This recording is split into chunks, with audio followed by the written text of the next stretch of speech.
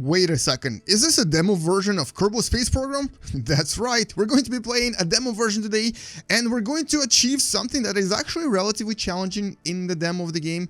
That's, of course, landing on the moon. We're gonna try to complete a soft landing on the moon and get out and plant a flag. Welcome to What the Math.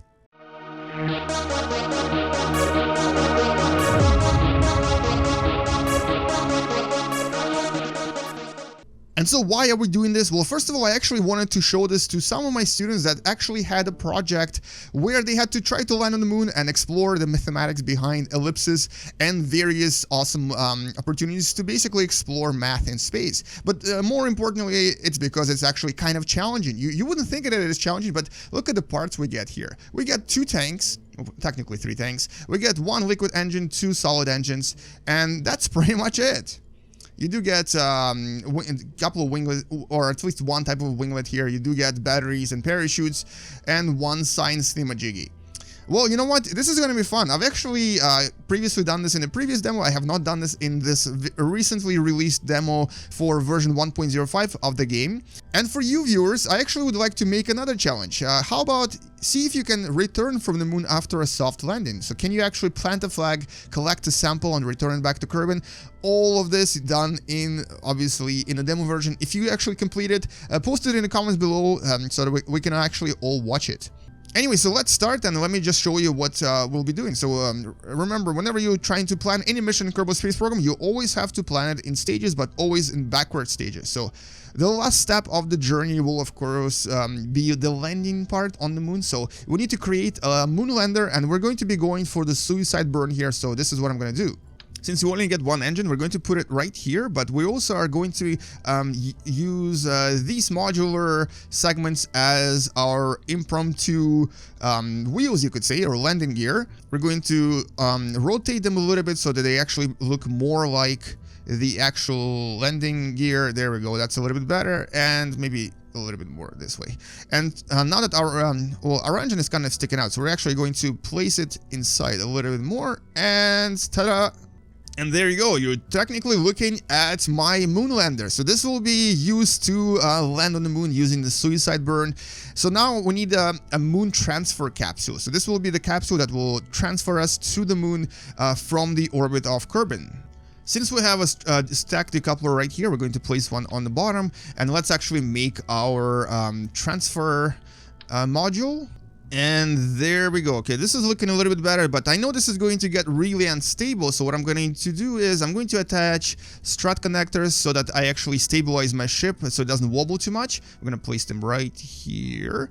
And we're also going to place the really tiny inline reaction wheels so that our ship doesn't wobble too much. It's going to go right here on top of these things. And that's looking pretty good, I think. Maybe not the best looking thing, but you know what? We have to work with what we have. So this will be the transfer to the moon with possibly a little bit more fuel used from the top tank there, because I don't know if this will be enough. And now we're going to work on our stage that will take us to orbit from Kerbin, and that will basically be taking off from Kerbin. So we're going to place 1 more of these thingies here, and let's make the last, or I guess the first and the second stage here.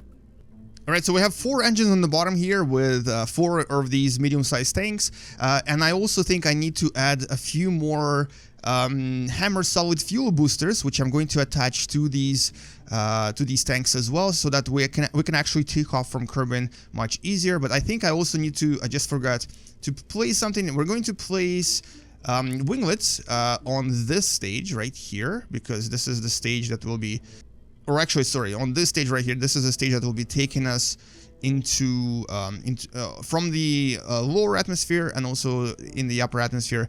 This stage will already be in space, so it doesn't need any winglets. We will not have any air to worry about. And what we do need to place here, I think, is possibly some batteries. So this is the only type of battery we get. By battery, I mean I basically mean solar panels, and these solar panels will go on top of this thingy. Just in case we actually need to stay in space a little bit longer. Alright, so now let's actually make our booster stage on the bottom, just so that we can actually take off into the upper atmosphere.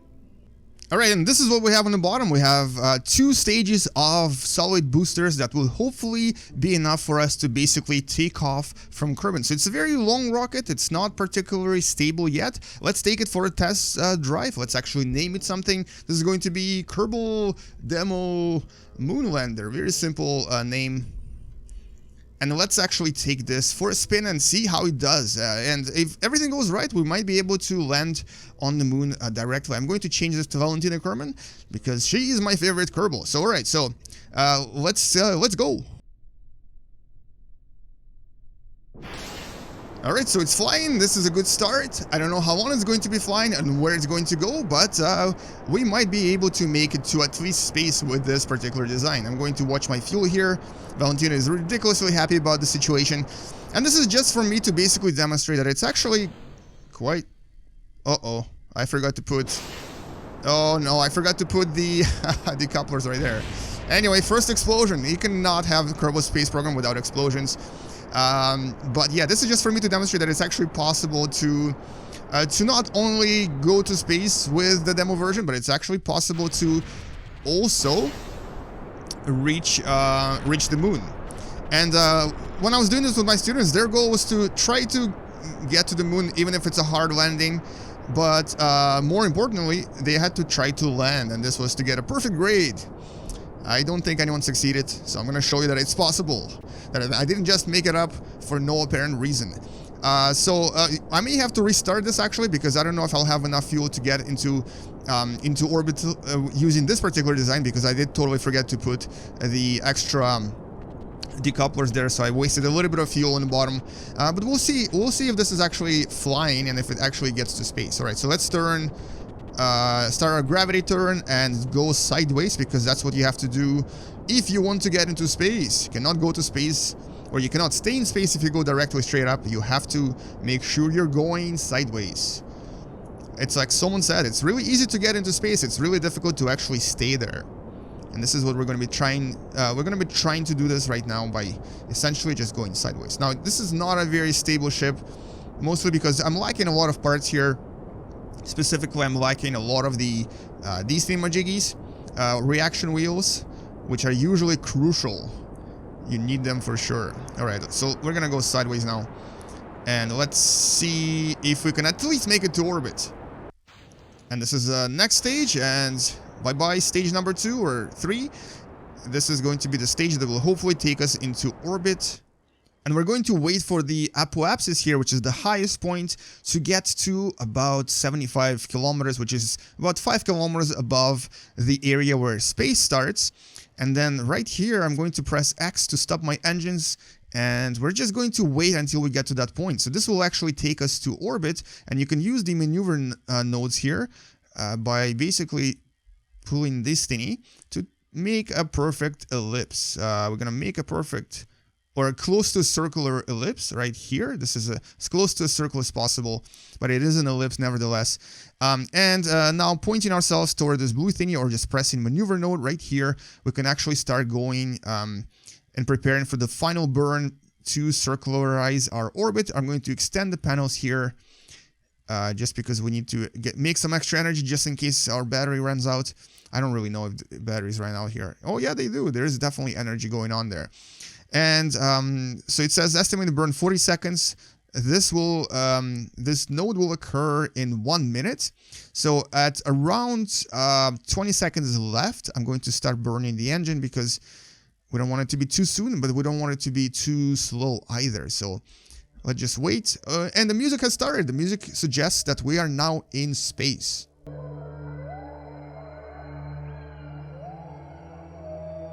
And 3, 2, 1, and let's do this.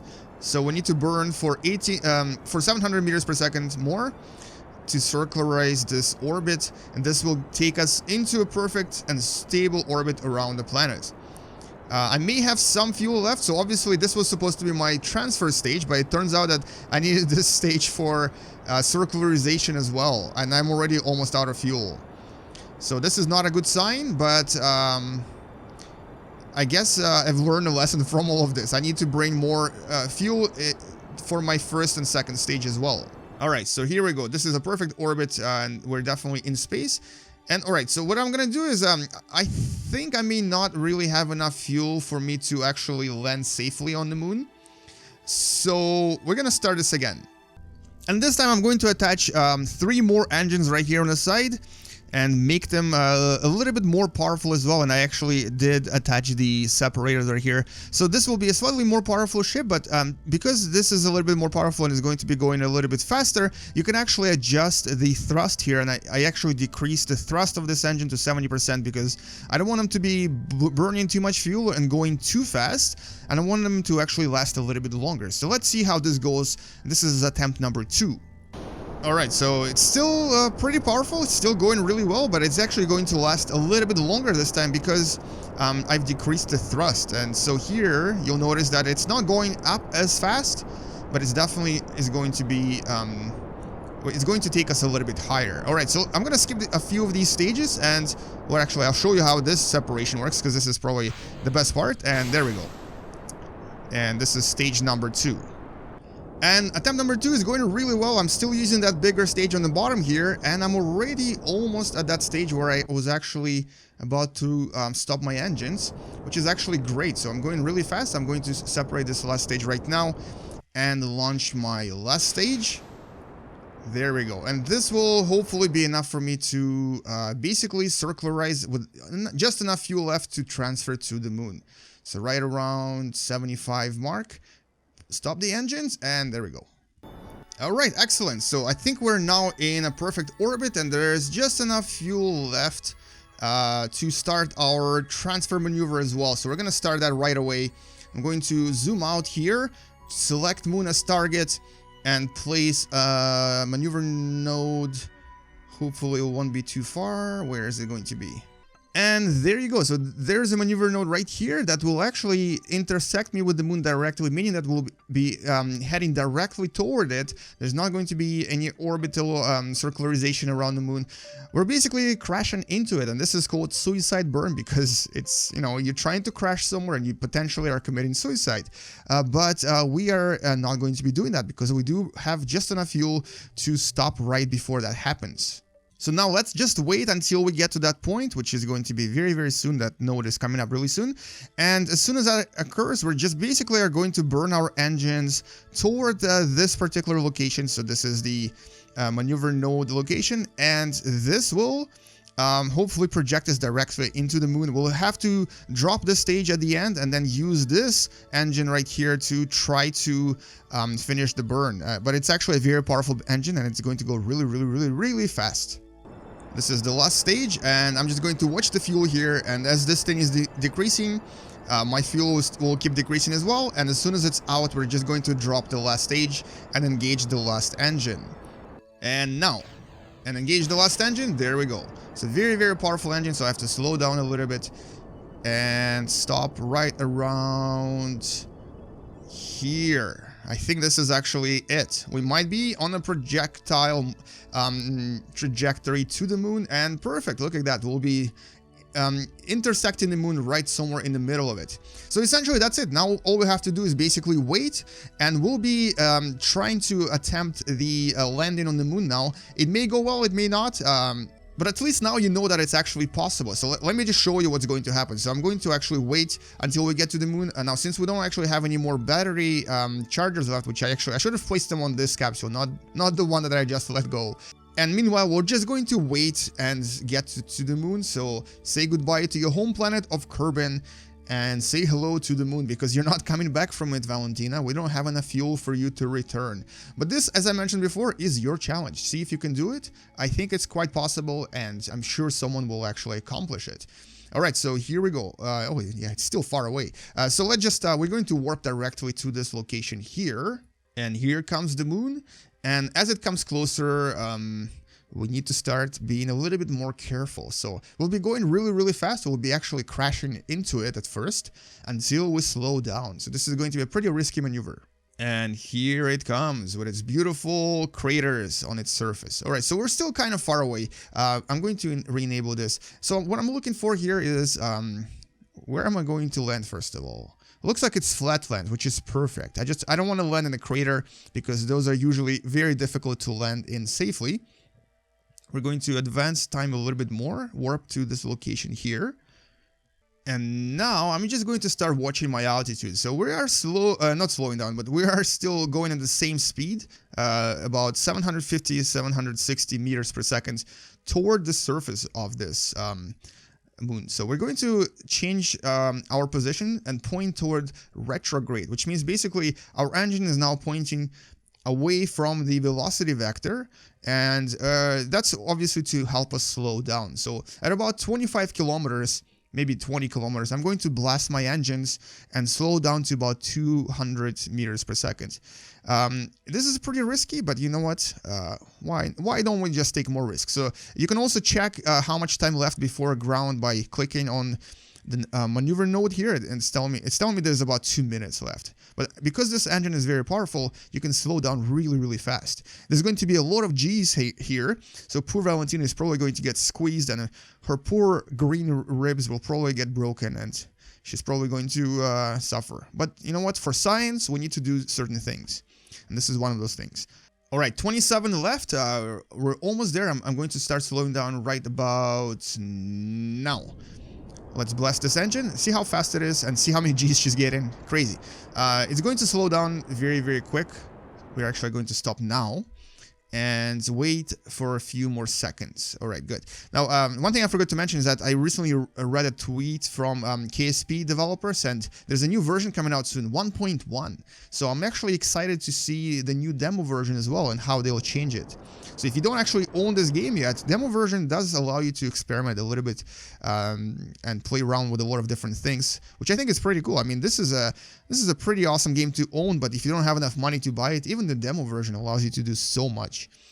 So anyway, so I'm trying to watch my fuel. I'm not sure if I'll have enough, but hopefully I will.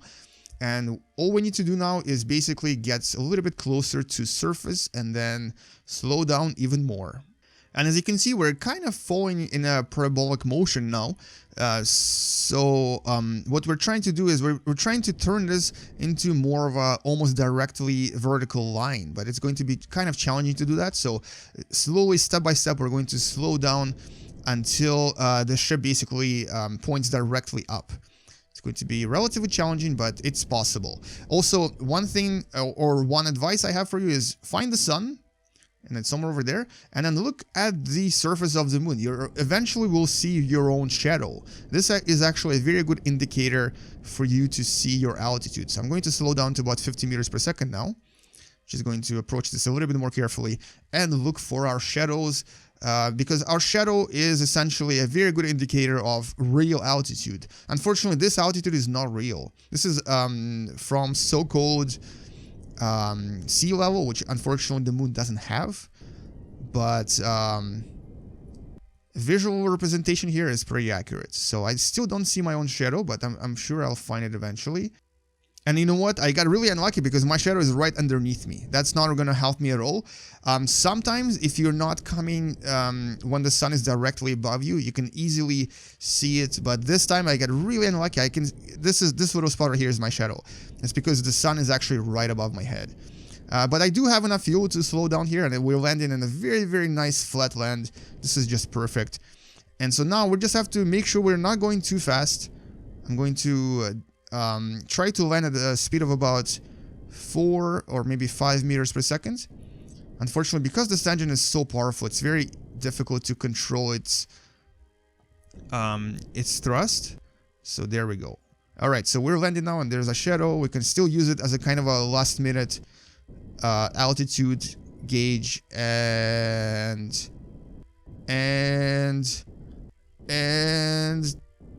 touchdown. Beautiful. All right, so that worked.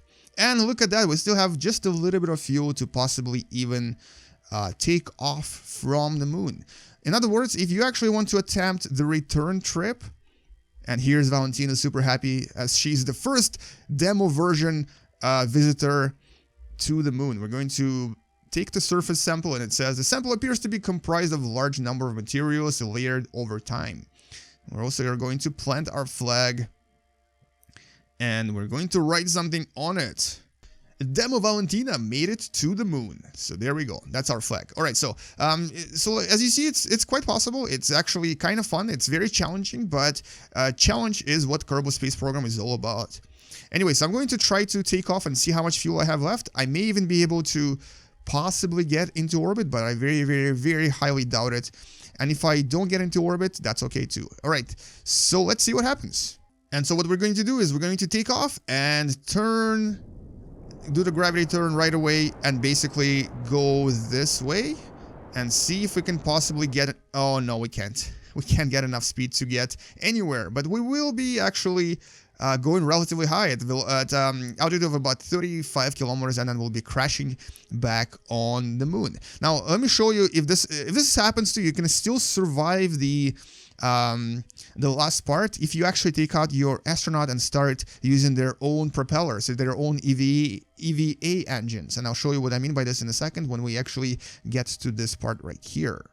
So I'm going to warp this as we come up. We're going to also come down, and there's a flag right there. And as we're falling, what you could actually do if you have no more fuel left, right before you fall, maybe somewhere right here, basically take out your astronaut, and in my case it's obviously Valentina Kerman. She's going to get out, press R to engage your EVA, and what you need to do is essentially start slowing down using your EVA, and this is what I'm going to be doing right now, flying away from my spaceship. You have something like 500 delta V inside your suit, so you can actually slow down pretty fast and quite a lot. And here comes the explosion. I hope I can slow down just enough to stop. I'm not sure if I'm going slow enough actually. Oh no, doesn't look very good. She might actually end up crashing as well. Yeah, that face is telling me that she's still happy though. Yeah, going too fast. But if you start slowing down a little bit sooner, you can actually possibly land. But there we go. Oh, look at that. She just bounced and got a little bit sad because it was a sad bounce. Anyway, I hope you enjoyed this video, and so feel free to actually try and attempt this yourself and see if you can return back to Kerbin, and if you do return and make a video about it, post it in the comments below so we can all watch and like it as well. Please subscribe, check out some of the other videos, and also don't forget to like and share this video if you've actually enjoyed it. Anyway, thank you so much for watching. I'll see you guys in the next video. Game you later, and bye-bye.